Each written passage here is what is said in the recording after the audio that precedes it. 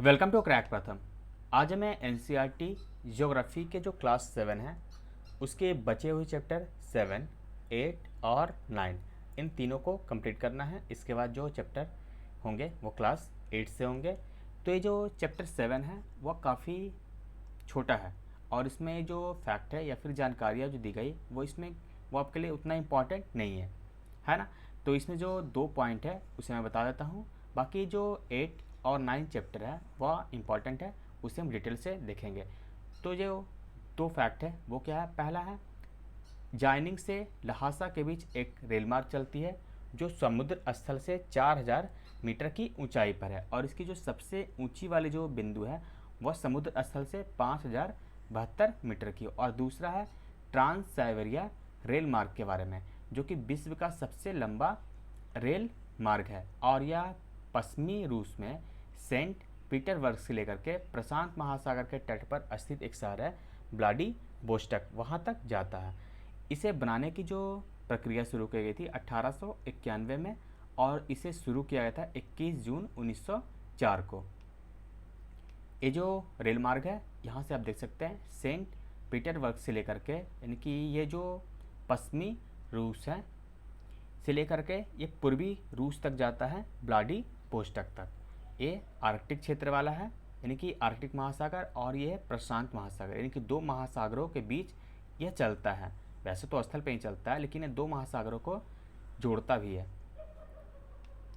Next topic जो है class 8 से है, चैप्टर 8। नाम क्या है? मानव पर्यावरण अन्योन क्रिया उष्ण कटिबंधीय एवं उपोष्ण प्रदेश।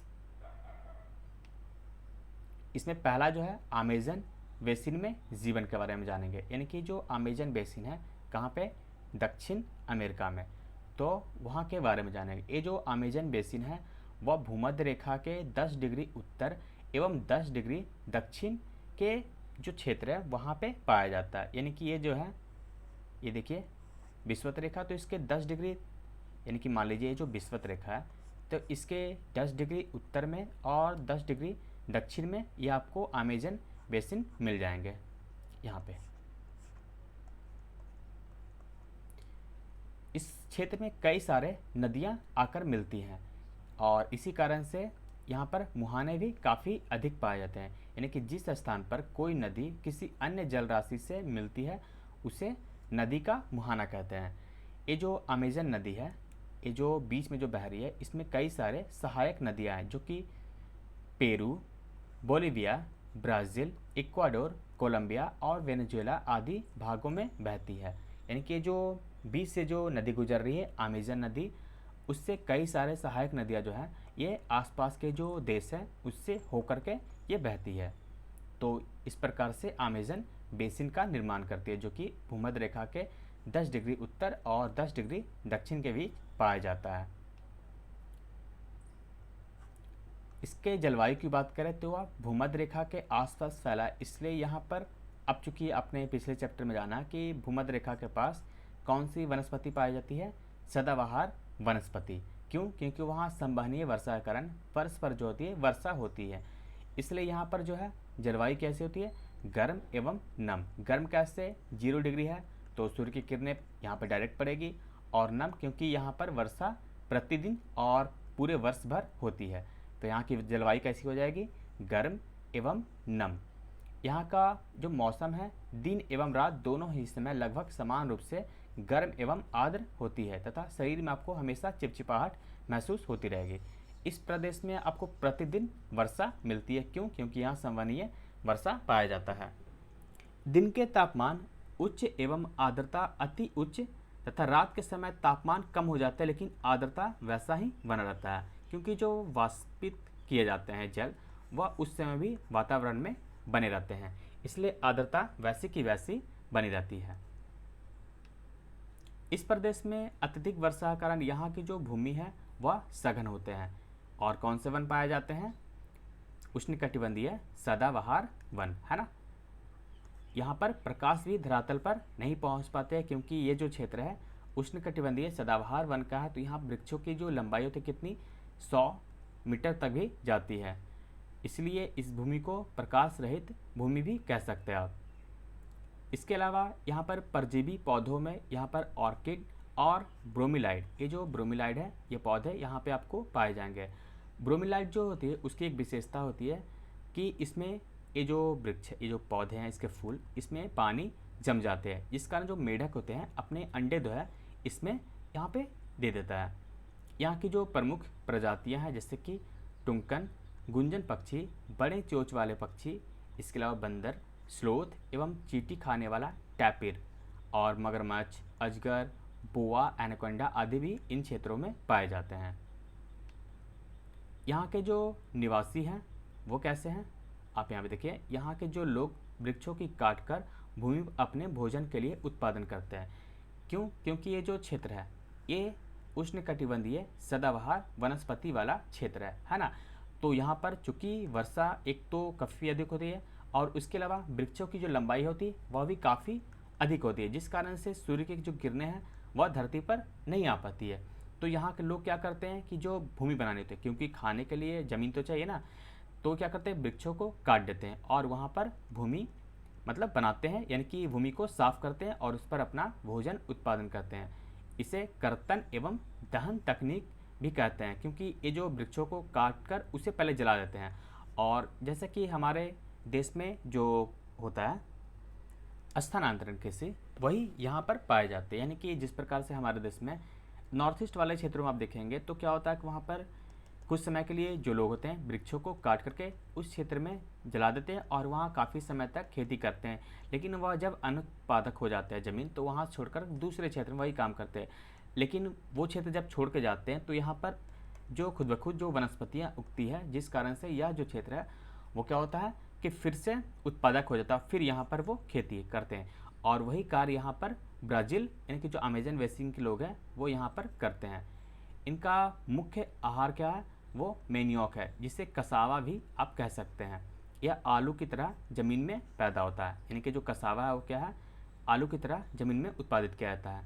इसके अलावा कॉफ़ी, मक्का, कोका आदि भी उत्पादित किए जाते हैं अमेजन बेसिन में। यहाँ के अधिकांश लोग जो हैं मलोका नामक घर में रहते हैं। ये जो मलोका है यहाँ पर इस प्रकार से आप देख सकते हैं, ये इस प्रकार से मलोका बनाए जाते हैं। ये जो चैप्टर है ये आपको स्टेटमेंट वाले जो क्वेश्चन पूछे जाते हैं स्टेट पीसीएस या फिर आपको यूपीएससी में, दोनों जगह पे आपको इम्पॉर्टेंट है, क्योंकि कई सारे अब जो टॉपिक हैं वो जो क्वेश्चन पूछे जाते हैं वो स्टेटमेंट वाइज पूछे जाते हैं। तो अगर ये आप जानेंगे तो उसके बारे में आसानी से प्रश्न को हल कर सकते हैं। तो आप बताइए कि मलोका नामक घर में कहाँ के लोग रहते हैं, तो अमेजन बेसिन, नागालैंड आदि। तो आप बताएंगे ना कि अमेजन बेसिन के लोग मलोका नामक घर में रहते हैं। नेक्स्ट है गंगा ब्रह्मपुत्र बेसिन के बारे में। इसमें हम और आप सभी रहते हैं। तो गंगा एवं ब्रह्मपुत्र जो है उसकी सहायक नदियों से मिलकर बनता है, यानी कि जो गंगा ब्रह्मपुत्र की जो बेसिन है वो अन्य सहायक नदियों के मिलने से बनता है।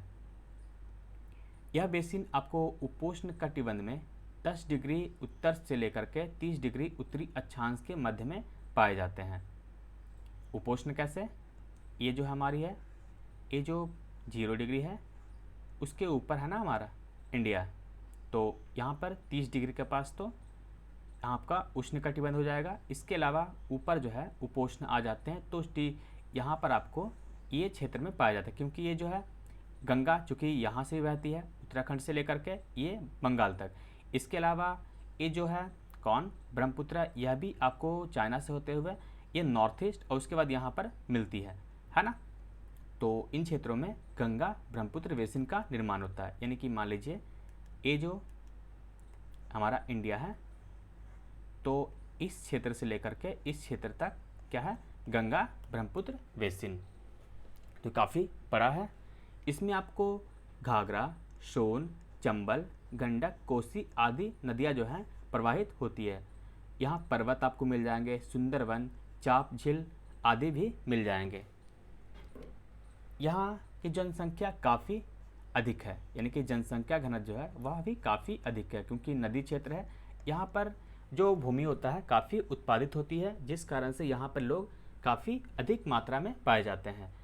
यहाँ की जो प्रमुख फसल है वो क्या है, धान। इसके अलावा आपको यहाँ पे गेहूँ, बाजरा, मक्का, चना, ज्वार आदि जो है, इसके अलावा जैसे कि चाय, सिल्क भी उत्पादित किए जाते हैं। यहाँ सागवान, साखू यानी कि जो वृक्षों में पाए जाने वाले प्रजातियां हैं, जैसे कि सागवान, साखुआ, पीपल के अलावा उष्णकटिबंधीय पर्णपाती वन भी पाए जाते हैं। बांसों के झुरमुट और मैंग्रोव भी आपको मिल जाएंगे। वो कहाँ पे? बांसों के झुरमुट आपको असम वाले यानी कि नॉर्थ ईस्ट वाले क्षेत्र में, और मैंग्रोव जो है सुंदरवन आदि क्षेत्रों में आपको मिल जाएंगे। तो ये सब इसकी विशेषता है, किसकी? गंगा ब्रह्मपुत्र बेसिन की। नेक्स्ट जो है वो चैप्टर 9 से है, रेगिस्तान में जीवन। हम रेगिस्तान के बारे में जानेंगे, जो कि गर्म रेगिस्तान भी है और दूसरा ठंडे क्षेत्र का रेगिस्तान है। ये जो गर्म क्षेत्र का रेगिस्तान है, ये सबसे बड़ा विश्व का जो रेगिस्तान है वो कौन सा है? यह है आपका सहारा। इससे पहले हम जानते हैं कि रेगिस्तान की जो परिभाषा वह क्या है। रेगिस्तान उसे कहते हैं जहाँ पर अत्यधिक उच्च अथवा निम्न ताप तो पाए जाते हैं, और यहाँ पर जो वनस्पतियाँ हैं वो क्या होती है? विरल, यानी काफ़ी कम मात्रा में होती है, उससे हम कह सकते हैं रेगिस्तान। तो पहला हमें जानना है जो गर्म रेगिस्तान है वो क्या है? सहारा। यह विश्व का सबसे बड़ा रेगिस्तान है, जो कि 8,54,000 वर्ग किलोमीटर में फैला हुआ है, और यह कुल 11 देशों से भी घिरा हुआ है। कौन कौन? अल्जीरिया, चाड, मिस्र, Libya, Mali, Mauritania, Morocco, Niger, Sudan, Tunisia और पश्चिमी सहारा। ये जो सहारा मरुस्थल सिर्फ केवल यहाँ पर आपको बालू नहीं मिलेंगे, बल्कि यहाँ अगर आप जाएंगे तो आपको कई जगहों पर आपको चट्टान भी पाए जाएंगे, इसके अलावा बजरी के मैदान आदि। इससे स्पष्ट होता है कि ये जो क्षेत्र था पहले, ये जो यहाँ पर रेगिस्तान नहीं था, बल्कि यहाँ पर कभी हरा भरा क्षेत्र भी रहा होगा, क्योंकि ये जो चट्टानें इसको यहाँ पर स्पष्ट करती है। यहाँ पे आप देखिए ये जो 11 राष्ट्र है कौन कौन है। ये जो सहारा डिजर्ट आप देख सकते हैं, ये पश्चिमी अफ्रीका से लेकर के ये पूर्वी अफ्रीका तक फैला हुआ है ना। यानी कि जो हिंद महासागर का क्षेत्र है ये रेड सी से लेकर के यहाँ पर अटलांटिक का क्षेत्र वहाँ तक फैला हुआ है, यानी कि 2 महासागरों को भी यह जोड़ता है। कौन सा? Sahara desert. तो इसमें कौन कौन सा जो देश है वो है, ये देखिए, ट्यूनीशिया, मोरक्को, वेस्टर्न सहारा, मॉरिटानिया, माली, नाइजर, चाड, सूडान, इरिट्रिया और इजिप्ट के अलावा लीबिया और अल्जीरिया भी है। ये देखिए, इसको और डिटेल से देखते हैं तो इसके ऊपर आप देखेंगे भूमध्य सागर है, तो यहाँ कैसी वनस्पति पाई जाएगी आपने पढ़ा है। इसके अलावा इसकी जो सीमा है, ये कौन सा देश है? इसे हॉर्न ऑफ अफ्रीका भी कहते हैं ना। इरिट्रिया, सोमालिया, जिबूती और इथोपिया, ये जो 4 है इसे क्या हम कहते हैं? Horn of Africa. यानी कि इसकी सीमा हॉर्न ऑफ अफ्रीका के सारे देशों से नहीं लगती, बल्कि इरिट्रिया से लगती है। किसकी? सहारा मरुस्थल की। यहाँ पर रेड सी। यहाँ की जो जलवायु है आप ही बताएं कैसी होगी जलवायु। यहाँ की जलवायु कैसी है? गर्म एवं शुष्क होती है, और यहाँ वर्षा ऋतु काफ़ी कम समय के लिए होती है। यहाँ आकाश हमेशा आपको क्या होगा? बादल रहित, यानी कि बादल नहीं होंगे, निर्मल आपको लगेगा यहाँ पर आपको आकाश। दिन के समय का जो तापमान है वह 50 डिग्री सेल्सियस और रात के समय 0 डिग्री सेल्सियस हो जाता है, क्योंकि ये तो बादल यहाँ पर रहते हैं, जिस कारण से विकृत जो होते हैं उष्मा वो क्या होते हैं? ये लौट जाते हैं, जिस कारण से यहाँ का तापमान ये रात के समय 0 डिग्री हो जाता है। एक फैक्ट है कि सहारा के अल्जीरिया क्षेत्र में जो त्रिपोली यानी कि लीबिया की जो राजधानी है, वहाँ पर उसके दक्षिण भाग में वर्ष 1922 में सबसे अधिक तापमान रिकॉर्ड किया गया था, 57.7 डिग्री सेल्सियस, जो अब तक का एक रिकॉर्ड है। यहाँ की वनस्पति आपको जैसे कि कैक्टस, खजूर, एकेसिया और प्रजातियों में ऊंट, लकड़बग्गा, लोमड़ी, बिच्छू, सांप, छिपकली आदि आपको मिल जाएंगे। यहाँ के लोग जैसे कि बेदुइन और तुअरेग यहाँ पर पाए जाते हैं। नील घाटी एवं मरुधान क्षेत्र में क्या होता है कि चावल एवं कपास का उत्पादन किया था, क्योंकि ये जो अफ्रीका कौन सा सहारा है, तो इसके इस क्षेत्र पूर्वी क्षेत्र में ये जो नील नदी बहती है, तो इस तट में यानी कि इजिप्ट के पास क्या होता है कि यहाँ पर चावल का और कपास का उत्पादन किया जाता है। किन क्षेत्रों में? नील नदी वाले क्षेत्रों में। अब हम बात करते हैं ठंडे रेगिस्तान की, जो हमारा लद्दाख है उसके बारे में। पहले लद्दाख के बारे में जानते हैं। लद्दाख का अर्थ होता है कि पहले से ला, यानी कि पर्वतीय दर्रा, और दाक का अर्थ होता है देश, यानी कि पर्वतीय दर्रों वाला देश। दूसरा जो अर्थ है इसका वो चीन से संबंधित है, खा पा चन, यानी कि हिम भूमि। तो दर्रों वाला देश और हिम भूमि को हम कहते हैं लद्दाख। ये है, बस छोटा सा डिटेल उसको देख लीजिए। यह कहाँ पे आपको पाए जाएंगे? यह जम्मू एवं कश्मीर के पूर्वी क्षेत्र में आपको पाए जाएंगे, यानी कि ये जो क्षेत्र है यहाँ पर, यह ठंडा मरुस्थल है। इसके उत्तर में काराकोरम श्रेणी और दक्षिण में जास्कर। कैसे? ये जो क्षेत्र है ये यहाँ पे, ये सबसे उत्तर में कौन सा है? काराकोरम। उसके नीचे लद्दाख। इसके अलावा कौन सी श्रेणी होती है? जास्कर। और सबसे नीचे होती है पीर पंजल। तो काराकोरम ये है बीच वाला जो है लद्दाख, और ये है कौन सा है? ये जास्कर और पीर पंजल। तो उत्तर में कौन से होंगे? काराकोरम, और दक्षिण में जास्कर। किसके बीच? लद्दाख के बीच ये जो श्रेणी है। इससे होकर के अनेक नदियाँ जैसे कि सिंधु, श्योक आदि गुजरती है। सिंधु जिस प्रकार से ये जो है ये ऐसे प्रवेश करती है, और इस तरह से ऐसे बहते हुए ये पाकिस्तान में प्रवेश करती है। इसके अलावा यहाँ पे आपको श्योक नदी भी मिल जाएगी। यहाँ पे जो चूँकि यह अधिक ऊंचाई वाले क्षेत्र है, जिस कारण से नदियाँ नीचे उतरती है, जिस कारण से एक घाटीय और महाखड़ी यानी कि गॉर्ज का भी निर्माण करती है ये नदियाँ। आगे बात करें तो यहाँ पे आपको अनेक ग्लेशियर मिल जाएंगे, जैसे कि ग्रैंगी हिमानी। जो ग्रैंगी ग्लेशियर है यहीं पे आपको मिलेंगे। लद्दाख की ऊंचाई कारगिल में 3000 मीटर से लेकर के काराकोरम में 8000 मीटर से भी अधिक पाई जाती है। अत्यधिक ऊंचाई कारण यहाँ की जो जलवायु अत्यधिक शीतल एवं शुष्क होती है। शीतल क्योंकि तापमान तो बढ़ जाएगा ऊपर, और शुष्क क्योंकि ये जो है वृष्टि छाया वाले क्षेत्र में पड़ते हैं हिमालय के, जिस कारण से वर्षा यहाँ पर निम्न मात्रा में होती है। यहाँ का तापमान दिन में 0 डिग्री सेल्सियस से थोड़ा अधिक होगा, लेकिन रात में -30 डिग्री तक चला जाता है यहाँ का तापमान। हिमालय की चूँकि वृष्टि छाया में होती है, जिस कारण से यहाँ वर्षा जो होती है काफ़ी कम होती है। वृष्टि छाया वर्षा कैसी होती है आपको पता है, यानी कि जो पर्वत होते हैं उसके दूसरे भाग में, तो जिस कारण से मान लीजिए ये जो हमने पढ़ा था 6 चैप्टर में ना, तो उसमें पश्चिमी घाट के बारे में हमने पढ़ा था कि ये जो वृष्टि छाया यानी कि मंगलोर में वर्षा होती है, बंगलोर में काफ़ी कम होती है, जिस कारण से ये सूखा थोड़ा रहता है। उसी प्रकार से हिमालय वाले ये क्षेत्र है, यहाँ पर वर्षा होती है, लेकिन ये जो वृष्टि छाया में पड़ जाते हैं लद्दाख वगैरह, तो यहाँ पर आपको कम वर्षा ये होती है। यहाँ पर मुश्किल से 10 सेंटीमीटर प्रति वर्ष वर्षा होती है। यह क्षेत्र बर्फीली हवाओं एवं तेज जलाने वाले सूर्यातप यानी कि धूप भी यहाँ पर देखा जाएगा। यहाँ की वनस्पतियों के बारे में बात करें तो यहाँ पर उच्च जो शुष्कता होते हैं उसके कारण यहाँ वनस्पतियाँ क्या होती हैं? या विरल होती है। हाँ, घाटी में आपको यानी कि जो निचले क्षेत्र है वहाँ पे आपको विल्लो एवं पॉपुलर के जो उपवन हैं वो आपको मिल जाएंगे। ये पॉपुलर के जो वृक्ष हैं ये आपको देखने को मिल जाएंगे ये निचले क्षेत्र में। यहाँ के जो प्रमुख जीव हैं वो कौन सा है? रॉबिन, रोड स्टार, तिब्बती स्नोकॉक, रैवेनन, धूप पक्षी, जंगली बकरा, भेड़, याक आदि आपको यहाँ पर मिल जाएंगे।